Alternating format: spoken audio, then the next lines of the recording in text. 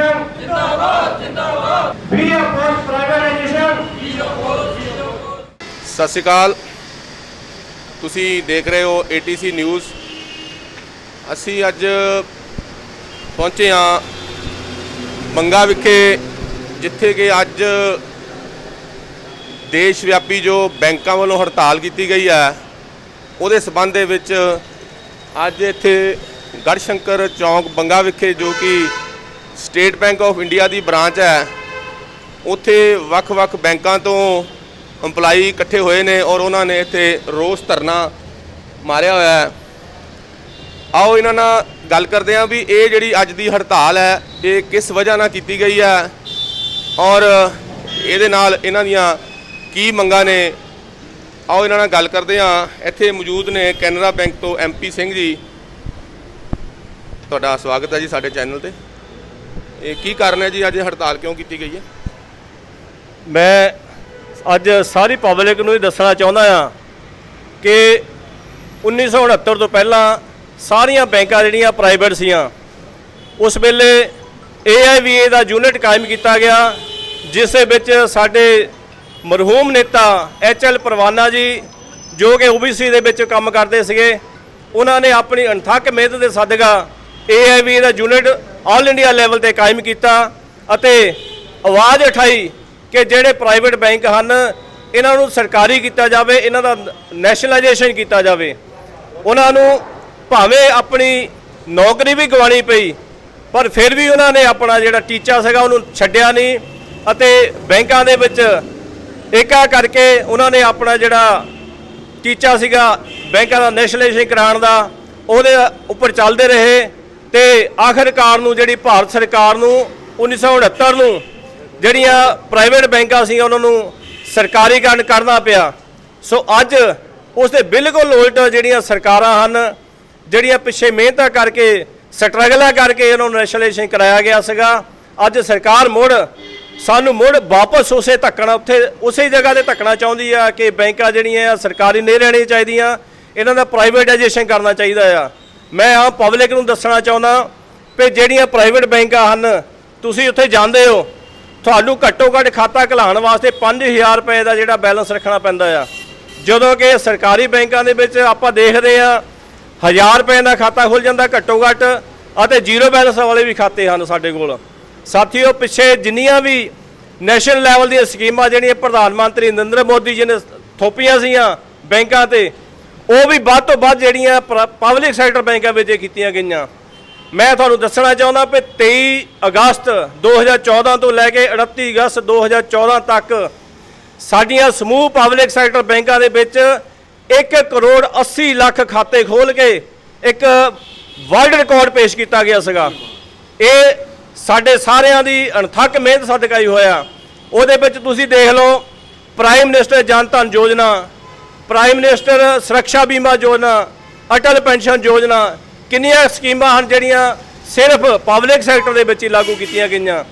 ਅੱਜ ਸਾਨੂੰ ਮੁੜ ਕੇ ਸਾਡੇ ਸਿਰਾਂ ਦੇ ਤਲਵਾਰ ਲਟਕ ਰਹੀ ਆ ਵੀ ਸਰਕਾਰ ਨੇ ਪਤਾ ਨਹੀਂ ਕਿਹੜੇ ਵੇਲੇ ਅਨਾਉਂਸ ਕਰ ਦੇਣਾ ਆ ਵੀ ਜਿਹੜੀਆਂ ਪਬਲਿਕ ਸੈਕਟਰ ਬੈਂਕਾਂ ਹਨ ਉਹ ਪ੍ਰਾਈਵੇਟ ਕਰ ਦਿੱਤੀਆਂ ਗਈਆਂ ਅਤੇ ਜੋ ਗਰੀਬਾਂ ਦਾ ਸਾਡੇ ਬੈਂਕਾਂ ਦੇ ਵਿੱਚ ਪੈਸਾ ਪਿਆ ਆ ਉਹ ਖਤਰੇ ਵਿੱਚ ਆ ਜਾਏਗਾ। ਸਾਥੀਓ, ਆਪਾਂ ਜਾਣਦੇ ਆ ਜਿਸ ਬੈਂਕ ਦੇ ਵਿੱਚ ਪਿੱਛੇ ਕੀ ਹੋਇਆ ਸੀਗਾ ਔਰ ਹੋਰ ਵੀ ਇੱਕ ਬੈਂਕ ਨੈਸ਼ਨਲਾਈਜ਼ ਜਿਹੜੀ ਸੀ ਉਹਨੂੰ ਪ੍ਰਾਈਵੇਟ ਕੀਤਾ ਗਿਆ, IDBI ਬੈਂਕ, ਉਹਨੂੰ ਵੀ ਪ੍ਰਾਈਵੇਟ ਕਰ ਦਿੱਤਾ ਗਿਆ। ਉਹਦਾ ਜਿਹੜਾ ਸਟੇਕ ਸੀਗੇ LIC ਨੂੰ ਵੇਚੇ ਗਏ। LIC ਇੱਕ ਬੜਾ ਵਧੀਆ ਜਿਹੜਾ ਅਦਾਰਾ ਸੀ ਚੱਲ ਰਿਹਾ, ਉਹਨੂੰ ਵੀ ਘਾਟੇ ਵਿੱਚ ਲਿਆ ਕੇ ਸਰਕਾਰ ਨੇ ਖੜਾ ਕਰਤਾ। ਅੱਜ ਮੈਂ ਸਾਰੀ ਪਬਲਿਕ ਨੂੰ ਬੇਨਤੀ ਕਰਦਾ ਹਾਂ ਕਿ ਜਿਹੜੀ ਬੈਂਕਾਂ ਜਿਹੜੀਆਂ ਆ ਇਹਦੇ ਵਿੱਚ ਇਕੱਲਾ ਸਾਡਾ ਨਹੀਂ ਹੈਗਾ ਵੀ ਸਿਰਫ ਬੈਂਕਾਂ ਵਾਲਿਆਂ ਨੂੰ ਨੁਕਸਾਨ ਹੈ। ਪਬਲਿਕ ਨੂੰ ਪਤਾ ਵੀ ਜਦੋਂ ਕੋਈ ਬੈਂਕ ਜਿਹੜੀ ਪ੍ਰਾਈਵੇਟ ਹੋ ਗਈ ਹੁਣ ਕੋਈ ਬੈਂਕ, ਉਹਦੇ ਵਿੱਚ ਨੰਬਰ 1 ਦਾ ਜਿਹੜੀ ਭਰਤੀ ਹੋਣੀ ਆ ਉਹ ਭਰਤੀ ਬਿਲਕੁਲ ਬੰਦ ਹੋ ਜਾਣੀ ਆ ਤੇ ਹੋਰ ਜਿਹੜਾ ਤੁਹਾਡਾ ਪੈਸਾ ਤੁਹਾਨੂੰ ਤੁਸੀਂ ਬੈਂਕਾਂ ਵਿੱਚ ਰੱਖ ਲਿਓ ਉਹ ਵੀ ਸੇਫ ਨਹੀਂ ਰਹੇਗਾ। ਅੱਜ ਬੈਂਕਾਂ ਦੇ ਵਿੱਚ ਜਿਹੜਾ ਮਿਡਲ ਕਲਾਸ ਦਾ ਪੈਸਾ ਆਉਂਦਾ ਆ, ਕਿਉਂਕਿ ਮਿਡਲ ਕਲਾਸ ਨੂੰ ਪਤਾ ਵੀ ਮੈਂ ਪੈਸੇ ਜੋੜ ਕੇ ਰੱਖਣੇ ਆ ਕੱਲ੍ਹ ਨੂੰ ਆਪਣੇ ਭਵਿੱਖ ਦੇ ਵਰਤਣ ਵਾਸਤੇ। ਉਹ ਜਿਹੜਾ ਮਿਡਲ ਕਲਾਸ ਦਾ ਪੈਸਾ, ਜਿਹੜੀ ਹਾਇਰ ਕਲਾਸ ਹੈ ਉਹ ਲੋਨ ਲੈ ਕੇ ਆਪਣੇ ਕਾਰੋਬਾਰ ਚਲਾਉਂਦੀ ਆ। ਮੈਨੂੰ ਕੋਈ ਇੱਕ ਵੀ ਉਦਾਹਰਨ ਦੇ ਦੇਵੇ ਕਿ ਕਿਸੇ ਵੀ ਕਾਰਪੋਰੇਟ ਘਰਾਣੇ ਨੇ ਆਪਣੀ ਬੱਚਤ ਕਰਕੇ अपना कोई भी कारोबार शुरू किया होवे, वो सिर्फ साडी जिहड़ी मिडल क्लास है उन्होंने जो पैसा हुंदा आ उहदे सिर ते ही अपने कारोबार चलाते हैं। लेकिन ਅੱਜ ਉਹ ਜਿਹੜੇ ਸਰਕਾਰਾਂ ਆ ਉਹਨਾਂ ਦੀਆਂ ਕਠਪੁਤਲੀਆਂ ਬਣ ਕੇ, ਮੋਦੀ ਸਰਕਾਰ ਜਿਹੜੀ ਆ ਉਹਨਾਂ ਦੀ ਕਠਪੁਤਲੀ ਬਣ ਕੇ ਇੱਦਾਂ ਦੇ ਜਿਹੜੇ ਸਾਡੇ ਤੇ ਥੋਪ ਰਹੀ ਆ ਵੀ ਬੈਂਕਾਂ ਨੂੰ ਪ੍ਰਾਈਵੇਟ ਕਰਨਾ। ਪਿੱਛੇ ਸਾਡੇ ਜਿਹੜੇ 10 ਪਬਲਿਕ ਸੈਕਟਰ ਦੀਆਂ ਬੈਂਕਾਂ ਸੀਆਂ ਉਹਨਾਂ ਵਿੱਚੋਂ 6 ਨੂੰ ਮਰਜ ਕਰਕੇ 4 ਬੈਂਕਾਂ ਰਹਿਣ ਦਿੱਤੀਆਂ ਗਈਆਂ। ਸਾਥੀਓ ਅੱਜ ਸਿਰਫ ਸਾਡੇ ਕੋਲ 12 ਪਬਲਿਕ ਸੈਕਟਰ ਬੈਂਕਾਂ ਹਨ, 12 ਜਿਹੜੀਆਂ ਇਹਨਾਂ ਨੇ ਮਰਜ ਕਰਤੀਆਂ। ਸਾਥੀਓ ਅੱਜ ਪੁੱਛੋ state bank of Patiala the branch ਕਿੱਥੇ ਗਈ, ਦੇਨਾ ਬੈਂਕ ਕਿੱਥੇ ਗਈ, ਵਿਜੇ ਬੈਂਕ ਕਿੱਥੇ ਗਈ, ਔਰ ਸਟੇਟ ਬੈਂਕ ਆਫ ਦੀਆਂ ਜਿਹੜੀਆਂ ਬ੍ਰਾਂਚਾਂ ਸੀਆਂ 5 ਬੈਂਕਾਂ ਸੀਆਂ ਉਹ ਕਿੱਥੇ ਗਈਆਂ, ਉਹਨਾਂ ਦਾ ਨਾਮ ਨਿਸ਼ਾਨ ਮਿਟਾ ਦਿੱਤਾ। ਓਰੀਐਂਟਲ ਬੈਂਕ ਆਫ ਕਮਰਸ ਜਿਹੜੀ ਸੀਗੀ ਆਪਣੀ ਟੌਪ ਦੀ ਬੈਂਕ ਸੀਗੀ ਉਹਨੂੰ ਜਾ ਕੇ ਪੀਐਨਬੀ ਦੇ ਵਿੱਚ ਰਲਾਤਾ। ਇਹ ਬੈਂਕਾਂ ਦਾ ਮਰਜ਼ਾ ਨਹੀਂ ਹੈ। ਆਪਾਂ ਬੈਂਕ ਵਾਲੇ ਜਿਹੜੇ ਮੁਲਾਜ਼ਮ ਸਾਥੀ ਆ ਅਸੀਂ ਉਹਨੂੰ ਮਰਡਰ ਕਹਿੰਦੇ ਆ। ਇਹ ਬੈਂਕ ਦਾ ਮਰਡਰ ਕੀਤਾ ਗਿਆ, ਉਹਦਾ ਕਤਲ ਕਰ ਦਿੱਤਾ ਗਿਆ ਆ। ਅਸੀਂ ਪੂਰਾ ਇਹਦਾ ਵਿਰੋਧ ਕਰਦੇ ਆ। ਅੱਗੇ ਸਰਕਾਰ ਨੂੰ ਇਹ ਵੀ ਚੇਤਾਵਨੀ ਦਿੰਦੇ ਆ ਕਿ ਜੇ ਸਾਡੀਆਂ ਜਿਹੜੀਆਂ ਪ੍ਰਾਈਵੇਟਾਈਜੇਸ਼ਨ ਦੀ ਅਗੇਂਸਟ ਸਾਡੀ ਪਾਲਿਸੀ ਸਟ੍ਰਾਈਕ ਚੱਲ ਰਹੀ ਆ, ਜੇ ਇਹ ਨਾ ਮੰਨੀਆਂ 2 ਦਿਨਾਂ ਸਟ੍ਰਾਈਕ ਹੈ, ਇਸ ਤੋਂ ਅੱਗੇ ਹਫ਼ਤੇ ਦੀ ਕਾਲ ਵੀ ਆਉਂਗੀ, ਜੇ ਲੋੜ ਪਈ ਤਾਂ ਇੰਡੈਫੀਨਿਟ ਕਾਲ ਵੀ ਆਉਂਗੀ। ਸੋ ਮੈਂ ਸਾਰੀ ਪਬਲਿਕ ਨੂੰ ਬੇਨਤੀ ਕਰਦਾ ਹਾਂ ਕਿ ਸਾਨੂੰ ਇਸ ਵਿੱਚ ਸਾਥ ਦਿਓ, ਕਿਉਂਕਿ ਇਹ ਇਕੱਲਾ ਸਾਡਾ ਮਸਲਾ ਨਹੀਂ, ਪੂਰੇ ਪਬਲਿਕ ਦਾ ਮਸਲਾ ਹੈ। ਧੰਨਵਾਦ ਜੀ।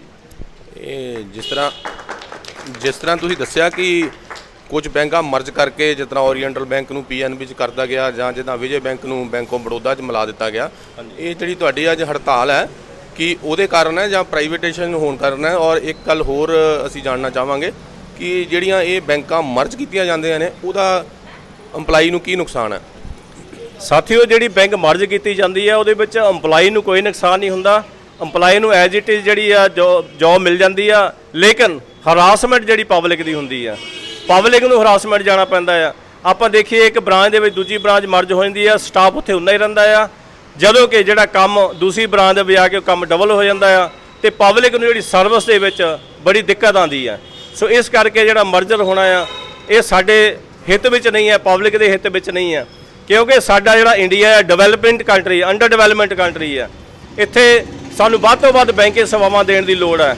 ਜਿੱਥੇ ਪਹਿਲਾਂ ਸਰਕਾਰ ਨੇ ਕਿਹਾ ਸੀਗਾ ਫਾਈਨੈਂਸ਼ੀਅਲ ਇਨਕਲੂਜਨ ਬੈਂਕਾਂ ਪਿੰਡਾਂ ਦੇ ਵਿੱਚ ਵੀ ਬ੍ਰਾਂਚਾਂ ਖੋਲ੍ਹੀਆਂ ਜਾਣ, ਉਸ ਦੇ ਵਿੱਚ ਮੈਂ ਸਾਥੀਓ ਦੱਸਣਾ ਚਾਹੁੰਦਾ ਹਾਂ ਕਿ ਉਹ ਸਿਰਫ ਪਬਲਿਕ ਸੈਕਟਰ ਬੈਂਕਾਂ ਨੇ ਉਹਨੂੰ ਲਾਗੂ ਕੀਤਾ ਸੀਗਾ। ਕਿਸੇ ਪ੍ਰਾਈਵੇਟ ਬੈਂਕ ਨੇ ਕਿਸੇ ਪਿੰਡ ਦੇ ਵਿੱਚ ਜਿੱਥੇ 1000 ਦੀ ਆਬਾਦੀ ਜਾਂ 500 ਦੀ ਆਬਾਦੀ ਆ ਉੱਥੇ ਕੋਈ ਬੈਂਕ ਨਹੀਂ ਖੋਲ੍ਹੀ। ਇਸ ਕਰਕੇ ਅਸੀਂ ਮਰਜਰ ਦੇ ਅਗੇਂਸਟ ਆ ਔਰ ਪ੍ਰਾਈਵੇਟਾਈਜੇਸ਼ਨ ਦੇ ਅਗੇਂਸਟ ਆ। ਇਹ ਜਿਹੜੀ ਪ੍ਰਾਈਵੇਟਾਈਜੇਸ਼ਨ ਦੀ ਤੁਸੀਂ ਗੱਲ ਕਰ ਰਹੇ ਹੋ, ਇਹ ਤੁਸੀਂ ਕਹਿ ਰਹੇ ਹੋ ਵੀ ਸਰਕਾਰ ਵੱਲੋਂ ਕੋਈ ਇਸ ਤਰ੍ਹਾਂ ਦੀ ਪਲੈਨਿੰਗ ਕੀਤੀ ਜਾ ਰਹੀ ਹੈ, ਇਹ ਤੁਸੀਂ ਕੀ ਸਮਝਦੇ ਹੋ ਵੀ ਇਹ ਪ੍ਰਾਈਵੇਟਾਈਜੇਸ਼ਨ ਦਾ ਜਿਹੜਾ ਕੰਮ ਹੈ ਸਰਕਾਰ ਕਿੱਥੇ ਤੱਕ ਲਿਜਾ ਚੁੱਕੀ ਹੈ? ਸਾਥੀਓ ਜਿਹੜਾ ਪ੍ਰਾਈਵੇਟਾਈਜੇਸ਼ਨ ਦਾ ਮੁੱਦਾ ਹੈਗਾ ਇਹ ਸਰਕਾਰ ਨੇ ਜਿੱਦਾਂ ਪਿੱਛੇ ਮਰਜਰ ਕਰਕੇ ਆਪਣਾ ਜਿਹੜਾ ਟੀਚਾ ਸੀਗਾ, ਆਪਣੀ ਸੋਚ ਸੀ ਦਰਸਾ ਦਿੱਤੀ ਆ ਕਿ ਉਹਨਾਂ ਦਾ ਮਕਸਦ ਹੈ ਪਬਲਿਕ ਸੈਕਟਰ ਨੂੰ ਬਿਲਕੁਲ ਹੀ ਖਤਮ ਕਰਨਾ।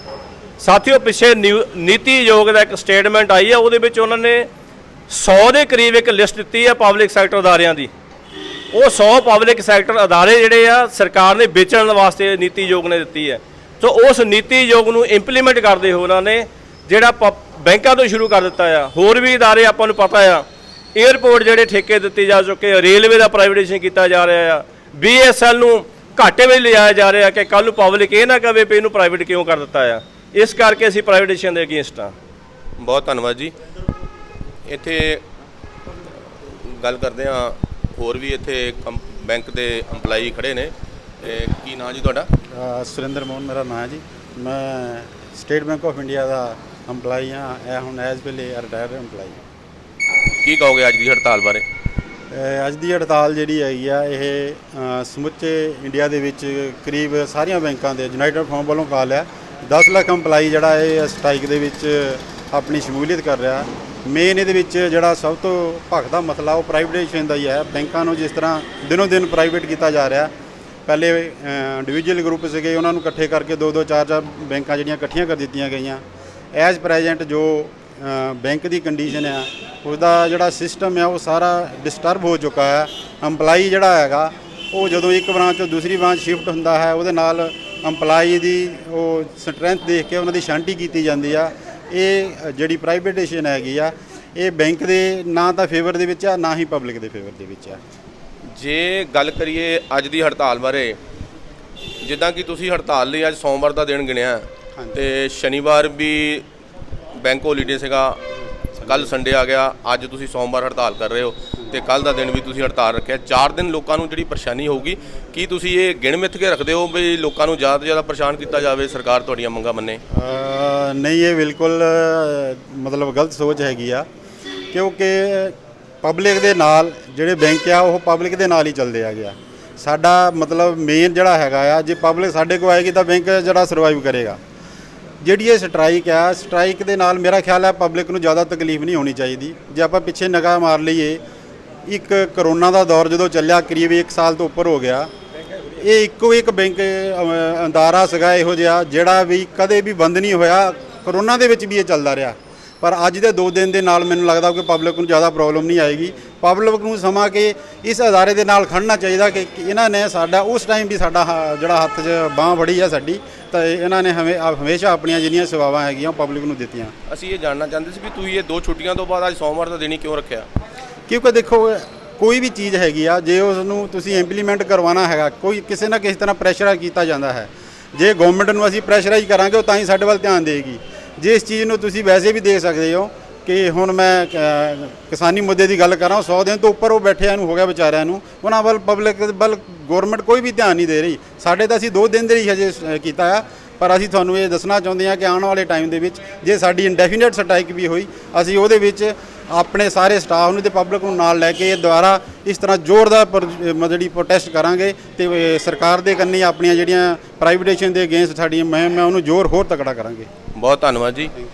ਤੁਸੀਂ ਸੁਣਿਆ ਕਿ ਇੱਥੇ ਬੈਂਕ ਦੇ ਐਸੋਸੀਏਸ਼ਨ ਦੇ ਅਹੁਦੇਦਾਰਾਂ ਨੇ ਦੱਸਿਆ ਕਿ ਜਿਹੜੀ ਇਹ ਹੜਤਾਲ ਕੀਤੀ ਗਈ ਹੈ, ਇਹ ਸਰਕਾਰ ਦੇ ਉੱਪਰ ਪ੍ਰੈਸ਼ਰ ਪਾਉਣ ਲਈ ਕੀਤੀ ਗਈ ਹੈ ਤਾਂ ਕਿ ਇਹ ਜਿਹੜਾ ਪ੍ਰਾਈਵੇਟਾਈਜੇਸ਼ਨ ਕੀਤਾ ਜਾ ਰਿਹਾ ਇਸ ਨੂੰ ਰੋਕਿਆ ਜਾਵੇ। ਔਰ ਇਹਨਾਂ ਦਾ ਇਹ ਵੀ ਕਹਿਣਾ ਹੈ ਕਿ ਸਾਡਾ ਇਹ ਮਕਸਦ ਨਹੀਂ ਹੈ ਵੀ ਅਸੀਂ ਲੋਕਾਂ ਨੂੰ ਪਰੇਸ਼ਾਨ ਕੀਤਾ ਜਾਵੇ, ਕਸਟਮਰ ਨੂੰ ਪਰੇਸ਼ਾਨ ਕੀਤਾ ਜਾਵੇ, ਪਰ ਇਹ ਸਿਰਫ ਸਰਕਾਰ ਦੇ ਉੱਪਰ ਪ੍ਰੈਸ਼ਰ ਪਾਉਣ ਲਈ ਕੀਤਾ ਜਾ ਰਿਹਾ ਹੈ, ਜੋ ਕਿ ਉਹ ਇੱਕ ਗਲਤ ਫੈਸਲੇ ਲੈਣ ਜਾ ਰਹੀ ਹੈ ਔਰ ਜਿਹੜੇ ਪਬਲਿਕ ਸੈਕਟਰ ਬੈਂਕ ਨੇ ਉਹਨਾਂ ਨੂੰ ਪ੍ਰਾਈਵੇਟਾਈਜ਼ ਕਰਨ ਜਾ ਰਹੀ ਹੈ। ਇਸ ਕਰਕੇ ਸਰਕਾਰ ਤੇ ਪ੍ਰੈਸ਼ਰ ਪਾਉਣ ਲਈ ਇਹ ਹੜਤਾਲ ਕੀਤੀ ਜਾ ਰਹੀ ਹੈ। ਬੈਂਕਾਂ ਦੀ ਹੜਤਾਲ ਕਾਰਨ ਆਓ ਗੱਲ ਕਰਦੇ ਹਾਂ ਜਿਹੜੇ ਇੱਥੇ ਗਾਹਕ ਆਏ ਨੇ ਦੂਰੋਂ ਚੱਲ ਕੇ, ਉਹਨਾਂ ਨੂੰ ਕੀ ਪਰੇਸ਼ਾਨੀਆਂ ਆ ਰਹੀਆਂ ਨੇ। ਮਾਤਾ ਜੀ, ਕੀ ਨਾਂ ਤੁਹਾਡਾ? ਜਸਵਿੰਦਰ ਕੌਰ ਜੀ। ਕਿੱਥੋਂ ਆਏ ਤੁਸੀਂ? ਚਿੱਕੇ ਤੋਂ ਆਏ ਜੀ। ਇਹ ਬੈਂਕ ਦੇ ਵਿੱਚ ਹੜਤਾਲ ਹੈ ਤੇ ਤੁਸੀਂ ਕਿਸ ਕੰਮ ਲਈ ਆਏ ਸੀ ਬੈਂਕ ਦੇ ਵਿੱਚ? ਪੈਨਸ਼ਨ ਲੈਣ ਆਏ ਸੀ ਜੀ, ਬੜੇਪਾ। ਕੀ ਕਹੋਗੇ, ਬੈਂਕ ਦੀ ਹੜਤਾਲ ਕਰਨ ਤੁਹਾਨੂੰ ਪੈਸੇ ਨਹੀਂ ਮਿਲੇ, ਕੀ ਕਹੋਗੇ ਇਹਦੇ ਬਾਰੇ? ਸਾਡਾ ਜੀ ਇਹਨਾਂ ਸਾਡਾ ਪੈਨਸ਼ਨ ਨਾਲ ਸਾਡਾ ਸਾਨੂੰ ਹੋਰ ਕੋਈ ਆਮਦਨ ਨਹੀਂ ਹੈਗੀ। ਹੋਰ ਕੋਈ? ਅੱਜ ਤੁਹਾਨੂੰ ਜ਼ਰੂਰੀ ਪੈਸੇ ਚਾਹੀਦੇ ਸੀਗੇ? ਹਾਂਜੀ, ਜ਼ਰੂਰੀ ਚਾਹੀਦੇ ਸੀ ਜੀ। ਹੁਣ ਫਿਰ ਕੀ ਕਰੋਗੇ, ਤੁਹਾਨੂੰ ਪੈਸੇ ਨਹੀਂ ਮਿਲੇ? ਕੀ ਕਰਾਂਗੇ ਅਸੀਂ? ਹੁਣ ਘਰ ਨੂੰ ਵਾਪਸ ਜਾਵਾਂਗੇ, ਜਦੋਂ ਨਹੀਂ ਸਾਨੂੰ ਮਿਲਣੇ ਹੁਣ ਅਸੀਂ ਘਰ ਨੂੰ ਵੀ ਜਾਵਾਂਗੇ। ਠੀਕ ਹੈ, ਧੰਨਵਾਦ ਜੀ। ਤੁਸੀਂ ਦੇਖਿਆ ਕਿ ਇੱਥੇ ਹੜਤਾਲ ਕਰਕੇ ਕਸਟਮਰ ਨੂੰ ਵੀ ਬੜੀ ਪਰੇਸ਼ਾਨੀ ਹੋ ਰਹੀ ਹੈ। ਦੂਰੋਂ ਪਿੰਡ ਤੋਂ ਆਏ ਨੇ ਔਰ ਬਿਨਾਂ ਪੈਸਾ ਲਿਆ ਇਹ ਵਾਪਸ ਜਾ ਰਹੇ ਨੇ। ਨਿੰਦਰ ਮਾਹੀ ਦੇ ਨਾਲ ਮੈਂ ਮਨਜਿੰਦਰ ਸਿੰਘ, ਤੁਸੀਂ ਦੇਖਦੇ ਰਹੋ ATC ਨਿਊਜ਼।